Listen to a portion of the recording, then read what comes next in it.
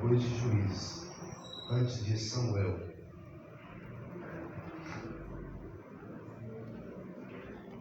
Louvado seja Deus. Ruth capítulo, vamos ler a partir do capítulo 1, versículo 14. Espera aí. Ruth capítulo 1, versículo 14.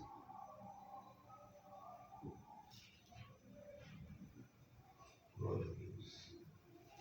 Pode se encontrar? Digo amém? Amém. Diz assim a palavra do Senhor. Ruth capítulo 1, versículo 14 diz assim: Então levantaram a sua voz e tornaram a chorar. E Orfa beijou a sua sogra, porém Ruth se apegou a ela. Pelo que disse: Eis que voltou tua cunhada ao seu povo e aos seus deuses. Volta tu também após a tua cunhada.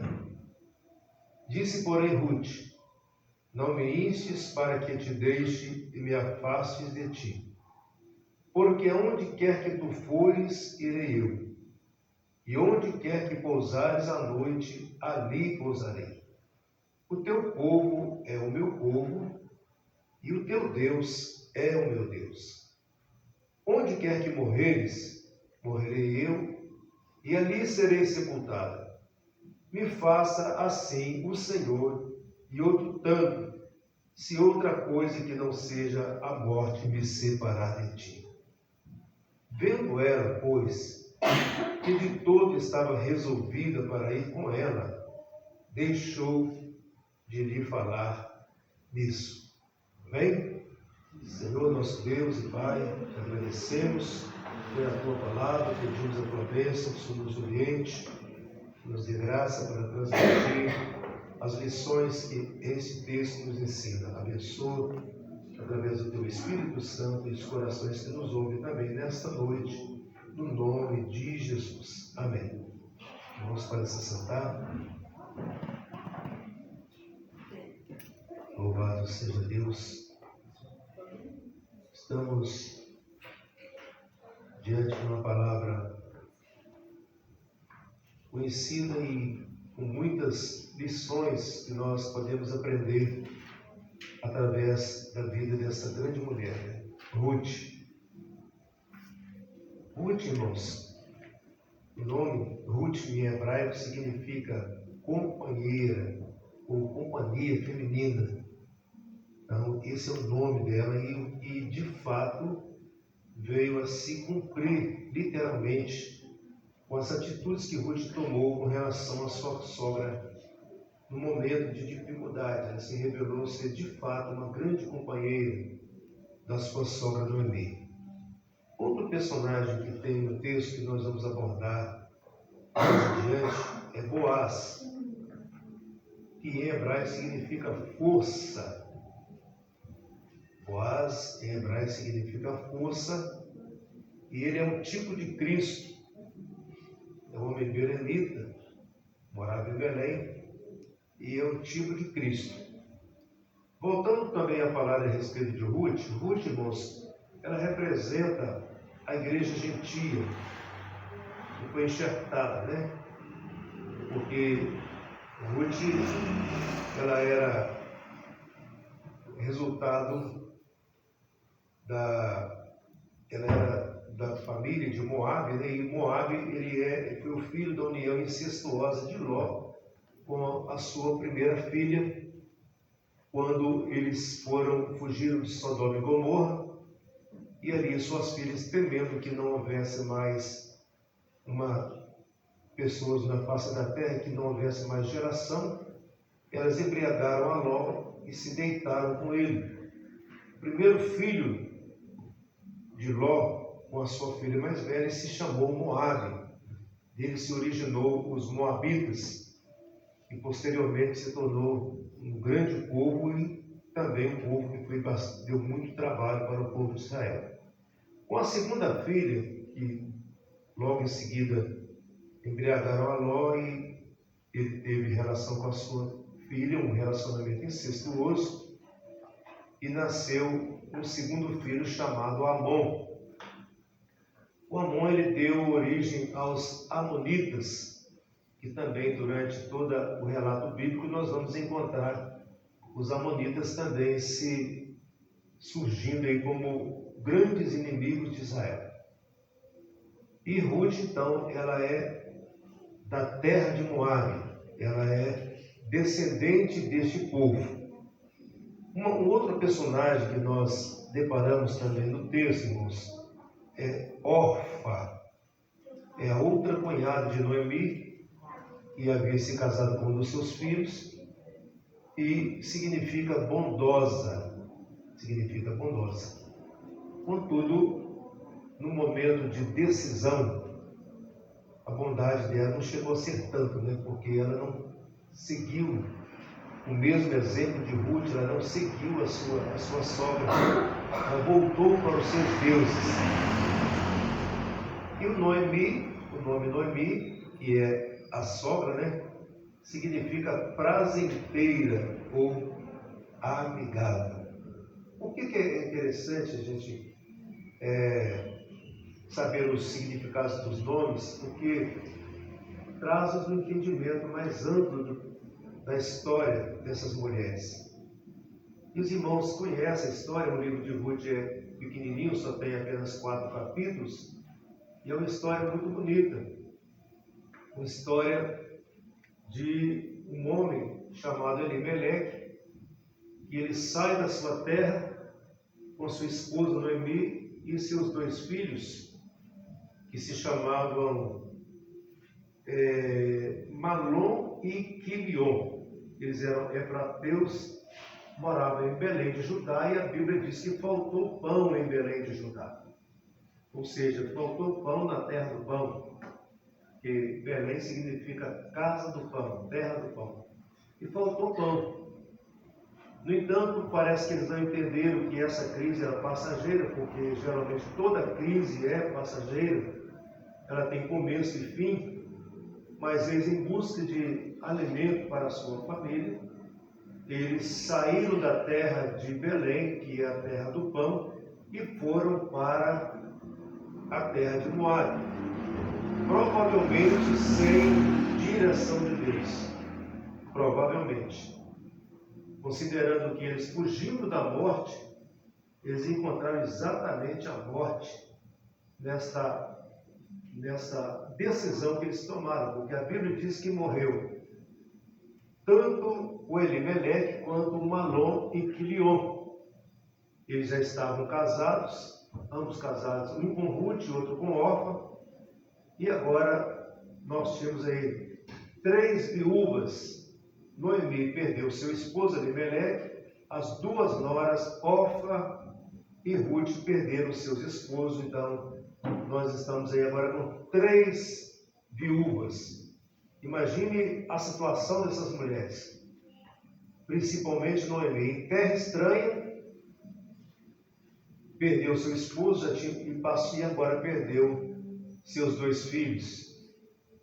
O texto diz, então, irmãos, que Noemi decide, então, retornar para Belém, porque ouviu dizer, chegou a notícia de que o Senhor havia visitado o seu povo. E nós sabemos que quando Deus visita para abençoar. Quando Deus visita para trazer fartura. Então, novamente, a terra do pão voltou a ser terra do pão. Momento em que, então, a Noemi decide retornar para a sua terra. E nesse retorno é que nós deparamos com esse texto que foi lido. Elas já haviam saído da cidade, já estavam a caminho, mas em determinado momento a Noemi resolve chamar as suas 2 noras para uma conversa muito séria. Ela diz para elas: olha, eu não tenho mais ventre para gerar, eu não tenho como gerar filhos para que você se case.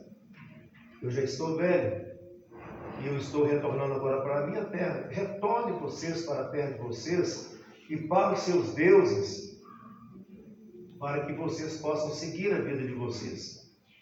Contudo, diz a Bíblia que ambas as noras, tanto Orfa quanto Ruth, choraram e não queriam se apartar dela.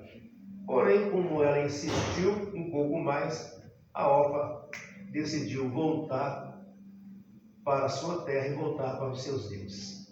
Quando Noemi tenta agora insistir com a Ruth, Ruth rejeita e pede, inclusive para ela não insistir. Quando esse versículo que é tão bonito, inclusive lido até muitas vezes em casamento, né? Quando vem o versículo 16, quando ela disse, disse porém Ruth, não me instes, ou seja, não insistas, para que eu te deixe e me afaste de ti, porque aonde quer que tu fores, irei eu, e aonde quer que pousares a noite, ali pousarei eu, o teu povo é o meu povo, o teu Deus é o meu Deus. Onde quer que morreres, morrerei eu, e ali serei sepultado. Me faça assim o Senhor, e outro tanto, se outra coisa que não seja morte me separar de ti. Então, o versículo 18 fala que vendo Noemi, que Ruth estava decidida a segui-la e acompanhá-la, e ela deixou de falar nisso, e aceitou a companhia dessa valorosa mulher chamada Ruth. E aqui eu quero abordar aqui, Deus abençoe, você não vai perder o seu galardão, viu? E aqui eu que passo a enumerar aqui, irmãos, alguns valores dessa mulher chamada Ruth, cujo tema que eu dou para essa mensagem, Ruth, uma mulher de decisão. Então, nossas decisões, elas decidem, muitas vezes alguma decisão, uma escolha que nós fazemos, não muda muita coisa, mas existem decisões que nós tomamos que muda destinos, que muda o nosso destino, muda a nossa história. Nós vamos ver que foi o que aconteceu com Ruth.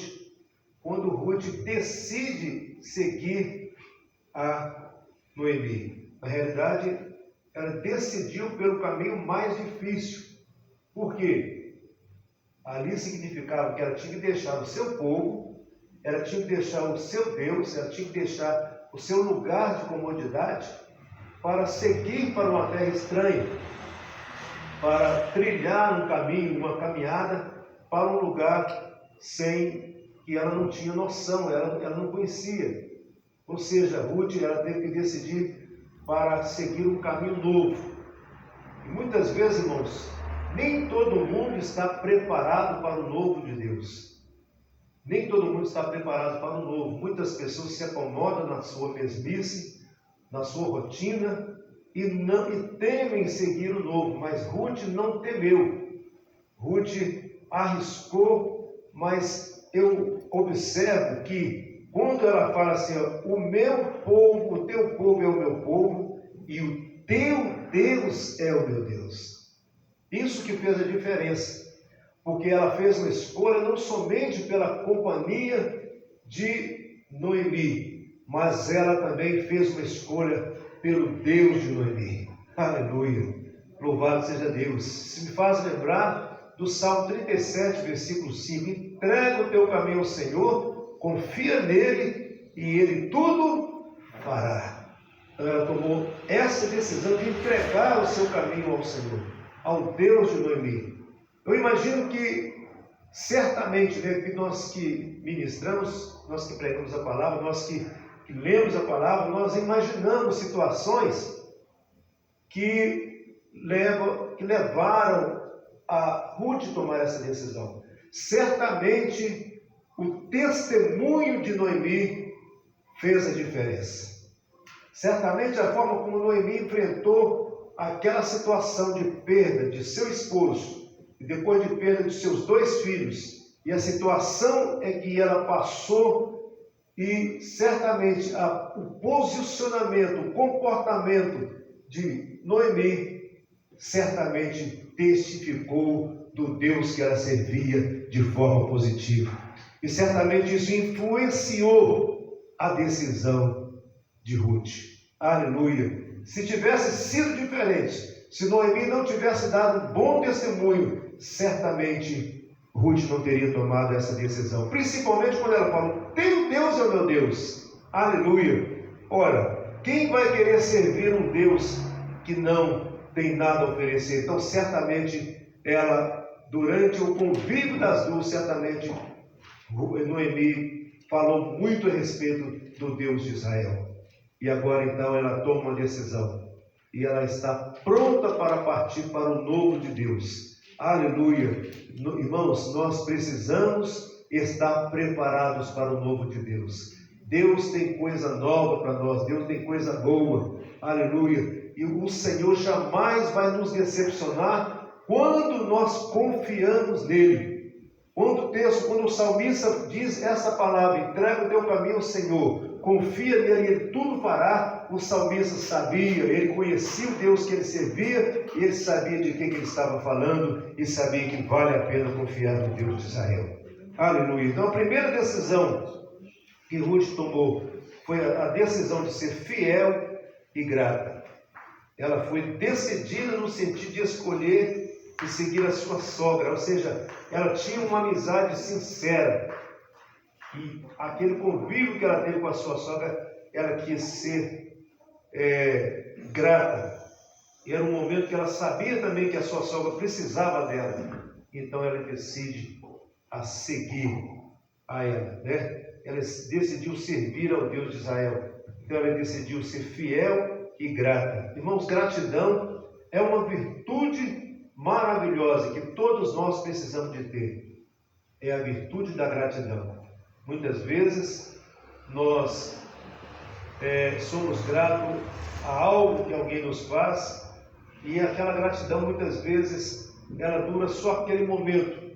Muitas vezes há pessoas que nos fazem uma série de benefícios, uma série de coisas boas, mas muitas vezes no dia que aquela pessoa faz uma coisa negativa, a gente desiste daquela pessoa, anula tudo de bom que aquela pessoa fez. Mas eu louvo a Deus que a Ruth, ela sabia ser grata, né? Ela decidiu ser grata pelo convívio que ela teve com a sua sogra. Eu acho muito lindo isso, porque uma coisa difícil de a gente ver é um bom relacionamento entre uma sogra e uma nora, né? É muito difícil. Geralmente tem muito problema entre nora e sogra. A sogra não entende o papel da nora, e a nora também não entende o papel da sogra. E fica aquela dificuldade, aquele ciúme, né? Então, é muito bom e raro a gente ver uma nora e uma sogra se dar bem. Eu conheci apenas duas, né? Não estou falando das daqui não. Aqui parece que tem outras sogras e noras aqui que convivem bem, mas eu admirava muito o convívio que uma prima minha, que é casada com meu primo, tinha com a minha tia, né? Era um convívio que parecia filha. Uma parecia a mãe, a outra parecia a filha. Era um convívio muito bonito. E uma outra conhecida minha também, que eu tinha um convívio com a sogra muito bonito. E perde, né, se perde muito quando não há um bom convívio, porque a sogra tem muito a ensinar e a nora tem muito a oferecer, né? Então há uma perca quando não há um bom convívio entre um e o outro, quando uma não entende o papel da outra. A sogra, na realidade, ela deveria agradecer por Deus dar uma nora, dar uma substituta, uma pessoa para cuidar do seu filho e para prolongar a sua descendência. Então eu penso que as sogras deveriam zelar bastante das noras, né? E gostar e procurar conviver bem com as noras. E, em contrapartida, as noras também deveriam valorizar muito a sogra por ter criado o seu esposo e confiado nas suas mãos. Então, assim, uma deveria ser grata à outra, não é verdade? Mas eu não sei porquê, o convívio, não sei se os irmãos já tiveram essa impressão, o convívio de sogra com nora é geralmente muito conflituoso, não é verdade? Outra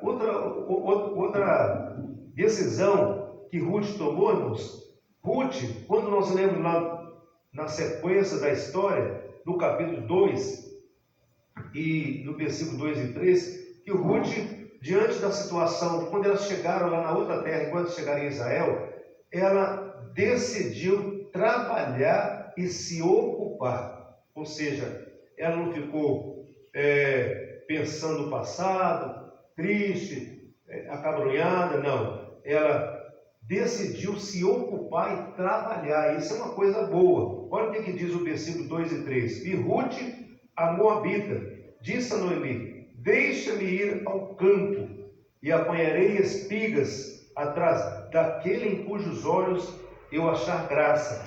E ela lhe disse: vai, minha filha. Foi, pois, e chegou, e apanhava espigas no campo após os segadores. E caiu-lhe em sorte uma parte do campo de Boaz, que era da geração de Elimeleque.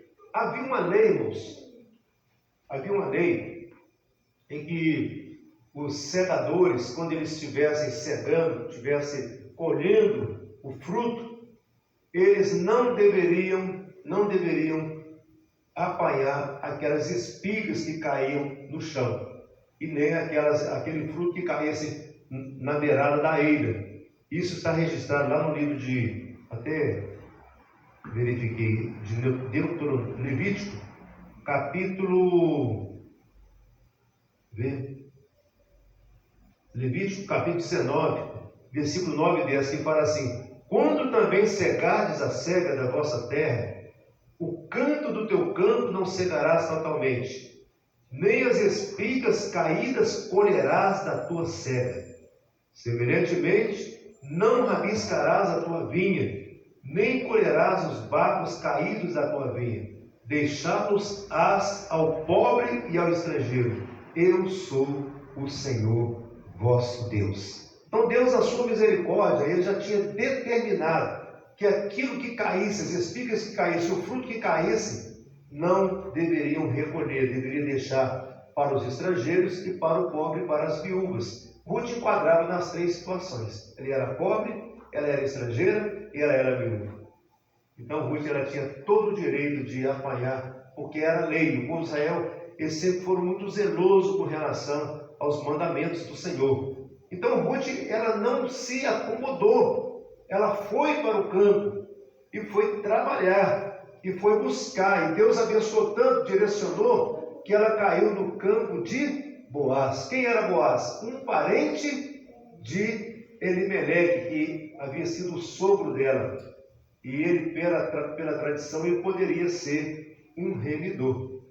Ele poderia ser alguém que poderia remir a viuvez dela, ele poderia se casar com ela. Olha que coisa linda, como é que Deus prepara. Irmãos, nosso Deus não nos decepciona. Quando nós confiamos nele, quando nós entregamos a nossa vida nele, ele guia os nossos passos para nós passarmos por caminhos de vitória. É possível que passemos por lutas, é possível que passemos por tribulação, mas quando nós estamos no centro da vontade de Deus, o final é sempre um bom final, é sempre um final feliz, porque Deus, Ele é cuidadoso em zelar daqueles que nele confiam. Aliás, um dos títulos de Deus é esse: Ele trabalha a favor ou em prol daqueles que nele esperam. Oh, glória a Deus! Então é maravilhoso como que Deus trabalhou na vida dessa menina. Ela vai cegar em um campo e ela sem saber, mas Deus sabia. E esse campo era o campo de Boaz. E lá no versículo 2 e 8, fala que Boaz, ele achou ela interessante, a forma daquela moça trabalhar, a forma dela ser, e ele chega e pergunta para ela, e quem é ela? Então ela disse quem era ela. E então Boaz, lá no versículo 8, ele fala assim: então disse Boaz a Ruth: não ouves, filha minha, não vás colher em outro campo, nem tampouco passes daqui, porém aqui te ajuntarás com as minhas moças. Ou seja, ele já se interessou por ela e já quis que ela ficasse por ali no seu campo. E ele disse para ela: não vás colher em outro campo. Irmãos, o campo de Boaz é uma bênção. O campo de Boaz tem fartura. O campo de Boaz tem bênçãos sem medida, né? O campo de Boaz tem bênçãos, tem vitória, tem proteção. É por isso que ele diz para ela: não vás colher em outro campo, fica por aqui, né? Outra decisão dela está no versículo 3, no capítulo 3, versículo 1 a 5, que ela não se entregou ao saudosismo. Ela não se entregou ao saudosismo. Tem muita gente que quando passa alguma decepção, passa por momentos difíceis na vida, fica lembrando do tempo passado. São pessoas saudosistas, né? Ah, naquele tempo era bom demais, naquele tempo era assim, naquele tempo era assado. E fica observando o tempo passado e esquece de viver o tempo presente.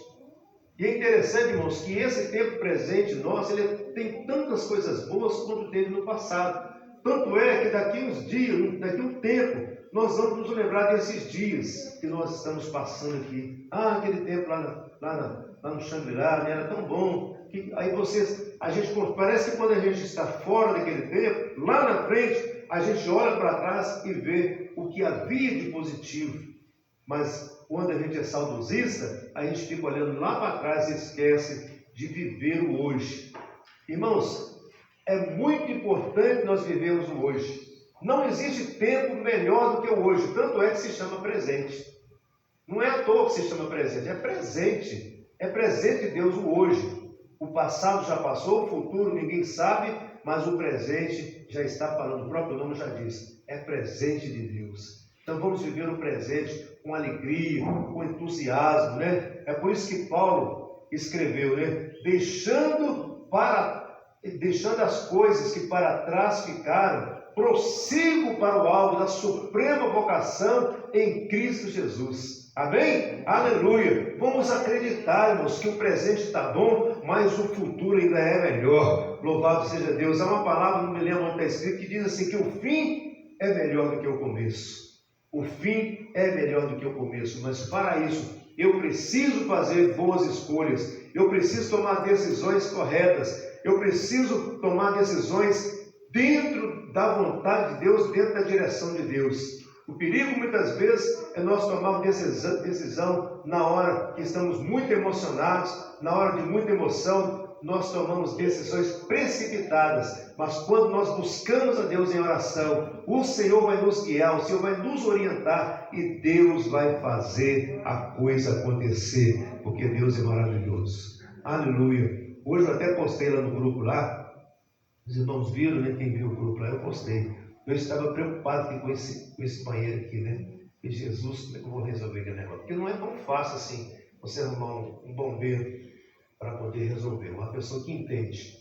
Então eu fiquei preocupado, como é que vai resolver esse negócio?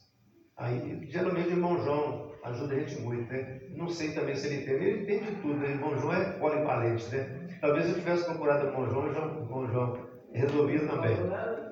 Mas eu fiquei assim, eu vim para, porque o pastor Paulo me orientou, e ele falou assim, não, você faz assim, você põe o PU, explicou como é que fazia assim. Aí eu peguei e vim, e dentro do carro eu fiz uma oração com o Senhor, tem misericórdia. Eu não sei o que eu vou encontrar lá. O Senhor podia me ajudar, me orientar, me fazer tudo certinho para resolver aquele problema, aquele banheiro não pode ficar daquele jeito. Tudo bem. Aí vim na confiança. Fui lá e comprei o material que o pastor Paulo me orientou a comprar. E chegou aqui. Quando eu estava começando a mexer aqui, aí bate no portão ali. Bate no portão, era o irmão Devaldo. Aí eu fui lá e atendi ele, fiquei conversando com ele, o portão fechado e outro lado. Quando eu fui abrir, não precisa abrir não, só fui olhar sobre o dia dele, que vai ser domingo agora, eu só fiquei conversando com ele rapidinho ali, e eu doido que ele fosse embora para eu poder tentar resolver o negócio aqui, né?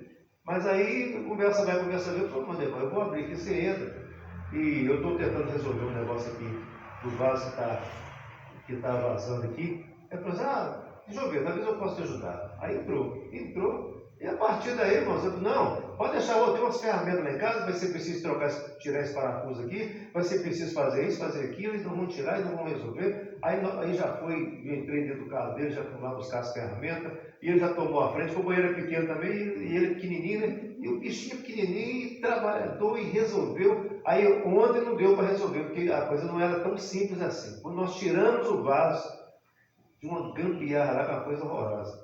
O vaso não tinha aquela borracha aqui, ele não encaixava certo. Então, ele ficava um pouco para frente, e o abençoado do bombeiro fez uma gambiarra lá, e nós falamos, nós não sabemos fazer essa gambiarra, isso não vai dar certo. Ele falou, não, pode deixar que até amanhã nós resolvemos. Nós marcamos hoje de novo, ele veio, resolveu, irmãos. E quando nós chegamos aqui, esse bebedouro aí estava vazando, E tinha água até perto aqui onde a irmã Luciana está aqui, estava tudo cheio d'água. Porque que o negócio começou a vazar e vazou muita água. Aí eu fui rapar a água aqui e ele foi mexer ali. Quando terminou, ele foi lá também, o que será isso aqui? Não mexeu. Tem que trocar isso aqui. Vamos lá, está resolvido também. Então é assim, irmãos. Quando você confia em Deus, dá o primeiro passo que Deus vai te ajudar, Ele vai resolver, porque Deus Ele é fiel, né? Até pus lá no grupo os irmãos orar por ele, porque quando eu falei para ele, quanto que é? Eu falei, de jeito nenhum. E inclusive ele gastou alguma coisa do bolso dele lá e tudo, eu quero abençoar. Então você está abençoado em nome de Jesus, nós vamos orar por você. Então os irmãos, quando for orar, lembra dele. Então, por que eu estou trazendo isso aqui? Para mostrar como que Deus Ele é fiel quando nós confiamos nele, quando nós entregamos nas mãos dele. E foi isso que Ruth fez, né? Então ela não se entregou ao saudosismo, né? No terceiro ponto, ela não se entregou ao saudosismo. Ela olhou para frente, ela não olhou para o passado, mas ela seguiu o conselho da sua sogra. Tem muita gente que não gosta de ouvir conselho, principalmente essa geração nova agora, não gosta muito de ouvir conselho, não. Porque tem muita coisa que eles entendem mais que a gente, que é dentro da tecnologia, geralmente eles entendem mesmo, né? São muito bons. Mas existem coisas, irmãos, que só a experiência pode ser passada. Só quem tem experiência que pode ensinar. E tem muitos jovens que não gostam nem de ouvir pessoas de certa idade. Nem gostam de conversar com idosos, não. Ou com a pessoa mais madura do que não. Não gosta de conversar, isso não sabe nada, não. Não sabe nada, né? Mas Ruth não pensou assim, ela ouviu a sua sogra e ela seguiu o conselho da sua sogra. E no conselho da sua sogra disse assim, olha, à noite você vai descobrir os pés de Boaz e vai se deitar aos pés de Boaz. Vai se deitar aos pés de Boaz. Então, era o costume, né? E ela orienta ela e ela não questionou. Por que ela foi se deitar aos pés de Boaz? Porque Boaz, ele era o remidor. Só ele podia remir. Só que quando nós lemos a história, nós vemos que existe uma outra pessoa, um outro remidor, que tinha mais direito de remir do que Boaz. Ele era mais próximo ainda, um parente mais próximo ainda. Mas como Boaz se interessou por ela, certamente por causa da postura de Ruth, que ela manteve-se a pureza, né? Ela manteve a pureza, e ele observando a forma dela, uma moça trabalhadeira, uma moça esforçada, de postura, ele se interessou por ela.